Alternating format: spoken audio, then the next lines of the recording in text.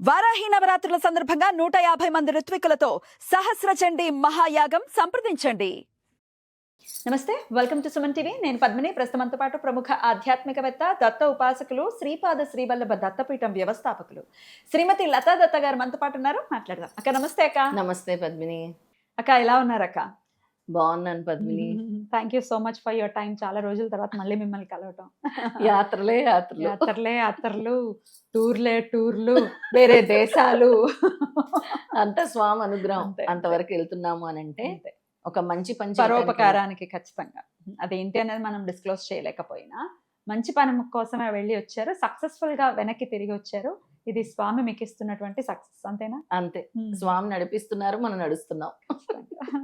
ఖచ్చితంగా. అయితే రేపు సోమవారమే పౌర్ణిమ, జ్యేష్ఠ పౌర్ణిమ వస్తుంది 29వ తారీఖున. పూర్ణిమ తిథి అంటే మీరు కూడా పలుమార్లు చెప్పి ఉన్నారు, దత్తాత్రేయ స్వామికి అత్యంత ప్రియమైనటువంటి తిథిగా ఖచ్చితంగా మనం చూడొచ్చు అని చెప్పి. మరి పూర్ణిమ తిథిని ఎలా వినియోగించుకోవాలి, వినియోగించుకుంటే స్వామి అనుగ్రహాన్ని ఎలా పొందొచ్చు, దాన్ని ఒక్కసారి మీ ద్వారా. ప్రతి పౌర్ణమి కూడా దత్తాత్రేయ స్వామికి అలాగే అమ్మవారికి కూడా చాలా ప్రీతికరమైంది పౌర్ణిమ తిథి. ఏదైనా మనకు కావాలి, జరగట్లేదు, అది జరగాలి అనుకున్నా కూడా ఆ తిథి రోజు గనక మనం అమ్మవారి పాదాలు పట్టుకున్నా, దత్తాత్రేయ స్వామి గురు పాదాలు పట్టుకున్నా కూడా మనల్ని సరైన మార్గంలో నడిపిస్తారు.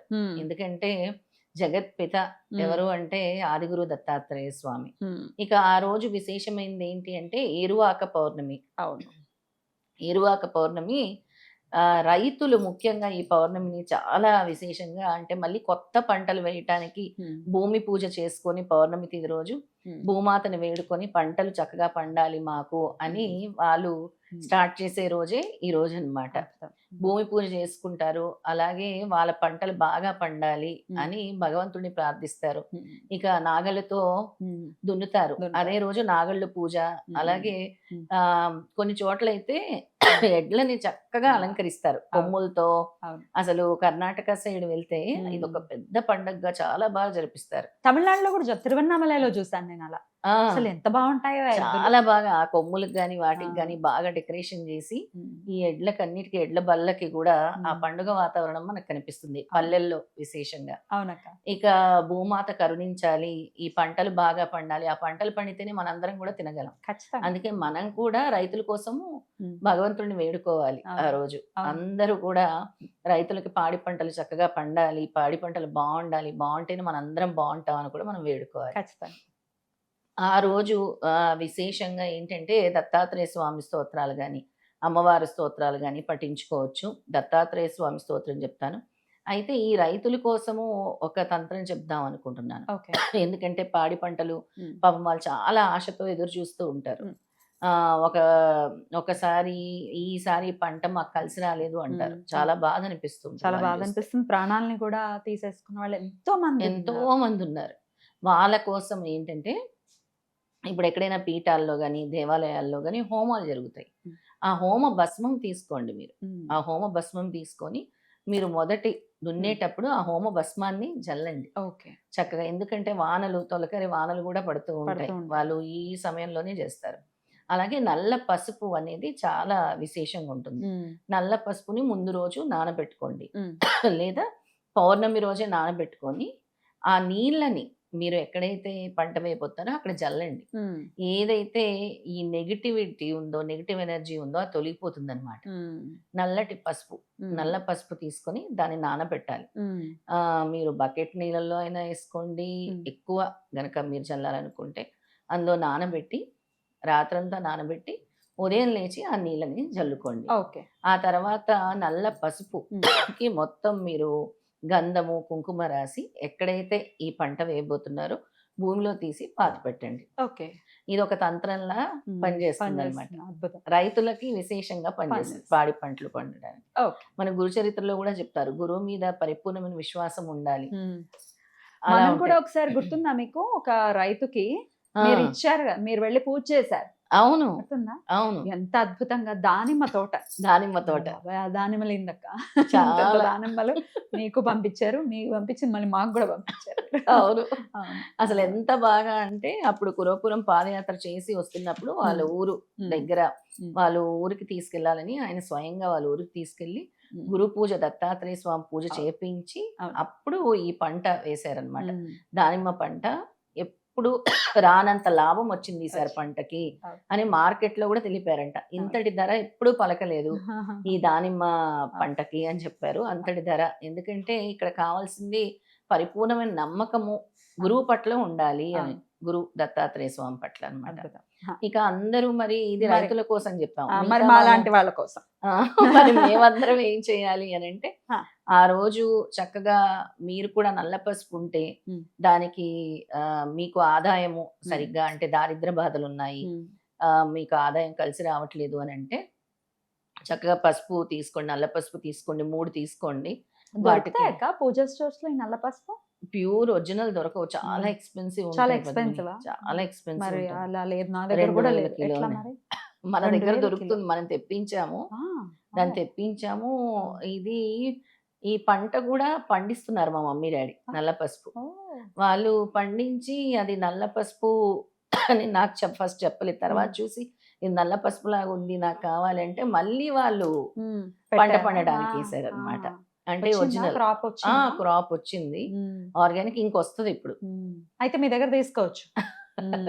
తీసుకోవచ్చు, నల్ల పసుపు మనం తెప్పించి ఇవ్వచ్చు. అంటే లేదు, ఇప్పటికైతే లేదు మా దగ్గర. మీద ఉమ్. ఒకవేళ కావాలి అనుకుంటే లత గారి నంబర్ కి కాంటాక్ట్ చేయండి. కానీ ఇప్పటికైతే లేదు. అంటే ఈ పూర్ణిమకి లేదు నల్ల పసుపు. అంటే ఏం చేయాలి? నల్ల పసుపు పరిహారాలు చాలా ఉన్నాయి, నేను తర్వాత చెప్తాను ఒక ఉమ్. ఎపిసోడ్ లో. ఉమ్. అది శని రాహులకు పనిచేస్తుంది, నెగిటివ్ ఎనర్జీకి పనిచేస్తుంది, క్యాష్ ఫ్లోకి పనిచేస్తుంది, Okay. వశీకరణానికి పనిచేస్తుంది. ఇన్ని విషయాలకి మన Mm. క్యాష్ బాక్స్ లో పెట్టుకున్న ఉమ్. ఆదాయం పెరుగుతుంది, మన బీరువాలో లాకర్లో పెట్టుకున్నా కూడా ఆదాయం పెరుగుతుంది. ఉమ్. అయితే పౌర్ణమి రోజు నల్ల పసుపు తీసుకోండి. అదే, లేకపోతే ఇంకో ప్రత్యామ్నాయం ఇంకేదైనా ఆల్టర్నేటివ్ ప్రత్యామ్నాయం అంటే ఆ, ప్రయత్నిస్తే దొరకొచ్చు. ఇది ఫస్ట్ చెప్తాను, మ్మ్. ఇది కంప్లీట్ చేసి మళ్ళీ సరే. పసుపు కొమ్ములతో చేసేది కూడా చెప్తాను. సరే. లేనప్పుడు గోమతి చక్రాలతో చెప్తాను. ఆ. నల్ల పసుపు ఉన్నవాళ్ళు, ఉమ్. దొరుకుతుంది అన్నవాళ్ళు 3 తీసుకొని చక్కగా వాటిని స్వామి దగ్గర పెట్టుకొని గంధము, పసుపు, కుంకుమ దానికి అలంకరించి దానికి స్వామి యొక్క అష్టోత్తరంతో పూజ చేసుకోండి, లేదా లక్ష్మీదేవి అష్టోత్తరంతో పూజ చేసుకోండి. Hmm. మహాలక్ష్మి అష్టకం చదవండి, Hmm. కనకధార స్తోత్రం చదవండి. ఆ రాత్రి నుంచి పడుకునే ముందు తీసి వాటిని పసుపు రంగు వస్త్రంలో చుట్టి బీరువాలో పెట్టుకోండి. Hmm. బాగా డబ్బును ఆకర్షిస్తుంది. ఓ. మాకు నల్ల పసుపు దొరకట్లేదు, హా. మరి ఎలాగా అని అంటే Hmm. పసుపు రంగు వస్త్రం తీసుకోండి, గోమతి చక్రాలు తీసుకోండి, Hmm. 6 గోమతి చక్రాలు తీసుకోండి, ఉమ్. 6 పసుపు గవ్వలు తీసుకోండి. ఉమ్. దొరుకుతాయి పసుపు. లక్ష్మీ పైన గవ్వలు, లైట్ ఎల్లో కలర్ లో కనిపిస్తుంది. Light yellow Hmm. Colour Lakshmi గవ్వలను తీసుకోండి. ఉమ్. అలాగే అందులో యాలుకలు వేయండి, Hmm. లవంగాలు వేయండి, పచ్చకర్పూరం వేయండి, ఉమ్. కొద్దిగా పసుపు వేయండి. ఉమ్. అంటే మీరు ఎప్పుడు పూజలకు ఉపయోగించే పసుపు ఉంటుంది, ప్యూర్ పసుపు, ఆ ఉమ్. పసుపు వేయండి. ఉమ్. వేసి నేను ఇందాక చెప్పినట్టు మహాలక్ష్మి అష్టకము, ఉమ్. కనకధార స్తోత్రము, Hmm. లేదా దత్తాత్రేయ స్వామి అష్టోత్తరము ఉమ్. చదివేసి ఆ రోజు రాత్రి పడుకునేటప్పుడు దాన్ని మూట కట్టి చక్కగా మీ లాకర్లో పెట్టుకోండి. ఓకే. అది కూడా ఆకర్షిస్తుంది, డబ్బును డబ్బును ఆకర్షిస్తుంది. అద్భుతం. అది అలా ఉంచేయడం, మళ్ళీ తీయటం లాంటివి ఏమీ చేయకూడదు. లేదు, దీపావళి అప్పుడు తీయొచ్చు, మళ్ళీ ఆ. దీపావళి అప్పుడు తీసి మళ్ళీ ధనలక్ష్మి పూజ చేసి మళ్ళీ పెట్టుకోవచ్చు. కానీ ఇట్లా అశౌచం అంటే పీరియడ్స్ లో ఉన్నప్పుడు దాన్ని ప్రత్యేకంగా ముట్టుకోకుండా ఉండాలి. ముట్టుకోకూడదు, అలాంటప్పుడు అసలు ముట్టుకోకూడదు. సో లోపల సీక్రెట్ లాకర్ ఉంటుందా, అందులో వేసి. అందులో వేసి రైట్. ఇది ఏ టైంలో చేయమంటారు అక్క? ప్రదోష కాలం వేళలో చేస్తే మంచిది. చంద్రుడు పౌర్ణమి మనకు రోజు? కనబడతాడు కదా పౌర్ణమి రోజు, ఉమ్. ఆ రోజు చేస్తే మంచిది. అలాగే మాకు చాలా కాలంగా సమస్యలు ఉన్నాయి, మాకు సమస్యలు తొలగట్లేదు అని అంటే Hmm. అమ్మవారి దేవాలయానికి వెళ్ళి పౌర్ణమి రోజు చక్కగా నిమ్మకాయల దండ సమర్పించండి. Hmm. పౌర్ణమి కానీ అమావాస్య కానీ అమ్మవారికి సమర్పించడం వల్ల మనలోని ఉమ్. నెగిటివిటీ తొలుగుతుంది, మనలో ఉండే దుష్టగ్రహ పీడలు కూడా తొలగిపోతాయి అన్నమాట, గ్రహ బాధలు కూడా తొలగిపోతాయి. Right. చక్కగా సాయంత్రం పూట అయినా ఆఫీస్ నుంచి వచ్చి స్నానం చేసి నిమ్మకాయల దండ గుచ్చి తీసుకెళ్ళి సమర్పించండి. Right. అలాగే అమ్మవారికి ఏదైనా స్వీట్ సమర్పించండి. అద్భుతం అక్క, చాలా చక్కగా తెలియజేశారు. ఖచ్చితంగా ఇటువంటి చిన్న చిన్న పరిహారాలు చాలా పెద్ద రోల్ ని ప్లే చేస్తూ ఉంటాయి. చాలా పెద్దది. ఆ. నిమ్మకాయలు అంటే మాత్రము ఉమ్. చాలా మనకు ఉండే పెద్ద సమస్యల నుంచి బయటేస్తుంది. బయటపడేస్తుంది. ఎందుకంటే నెగటివిటీ నుంచి ఖచ్చితంగా బయటకు వచ్చేస్తాను. మనకి అందరికీ వచ్చే గండాలు మనకు తెలియవు, ముందు ఆ గండాల్ని తొలగిస్తుంది. రైట్. చాలా చక్కగా వివరించారక్క. అందరూ సద్వినియోగపరచుకోవాలి. ఈ పౌర్ణిమ తిథిని అందున సోమవారంతో కలిసి వస్తోంది కాబట్టి అవును. ఇంకాస్త పవర్ఫుల్.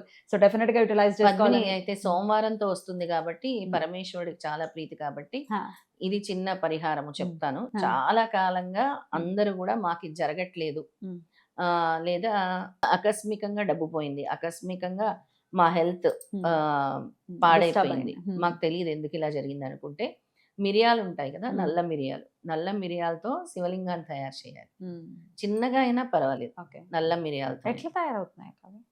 ఒక్కొక్కటి ఉమ్, జస్ట్ ఇలా ఉమ్. అతికించుకుంటూ వెళ్ళాలి, ఉమ్. కొంచెం కొంచెం కొంచెం కొంచెం ఉమ్, అతికించుకొని. బేస్ ఏదైనా వేసుకుని క్లాత్ మీద బొమ్మ వేసేసుకుని శివయ్యది ఆ, దాని మీద నల్ల నల్ల మిరియాలు అది అంటించేయచ్చా? అంటించుకోవచ్చు. ఓకే, ఇప్పుడు ఓకే. మనము మైదాతో తయారు చేసే వాళ్ళం కదా, ఆ, గమ్ము లాంటిది, ఆ, దానికైనా మిరియాలు ఇలా ఓకే. వేసేసి ఉమ్, అతికించేయచ్చు. ఉమ్, అతికించేసి దాన్ని పూజ చేసేసి, ఉమ్, ఆ రోజు పౌర్ణమి వెలుగులోని రేస్ పడేలాగా పూజ ఉమ్. చేసేసి, ఉమ్, తర్వాత ఆ మిరియాలని మీ ఇంటి మూలల, ఉమ్. అంటే నలుమూల 4 కార్నర్స్ లో. 4 కార్నర్స్ లో ఉమ్, వేసేసి, తర్వాత మర్నాడు తీసి పడేయండి. ఉమ్, మీకుండే ఈ ఏదైతే ఉందో బ్లాకేజ్ అంటారో, లేదంటే ఏదైతే ఎనర్జీ ఫ్లో ఉందో, ఉమ్. నెగిటివ్ ఎనర్జీ ఫ్లో, ఆ డిస్ట్రాక్షన్ అనేది తొలుగుతుంది. రైట్. ఇది చాలా అద్భుతమైన పరిహారము, ఉమ్. చాలా పెద్ద రిజల్ట్ కూడా ఇస్తుంది. సూపర్. ఇది కూడా చేసుకోవచ్చు అయితే. చేసుకోవచ్చు. శివ పూజ చేసి ఆ. ఖచ్చితంగా ఈశ్వరుని కొలుచుకొని, ఉమ్. ఆయన శివ పంచాక్షరి స్తోత్రం చదువుకొని ఉమ్. పూజించుకోవాల్సింది.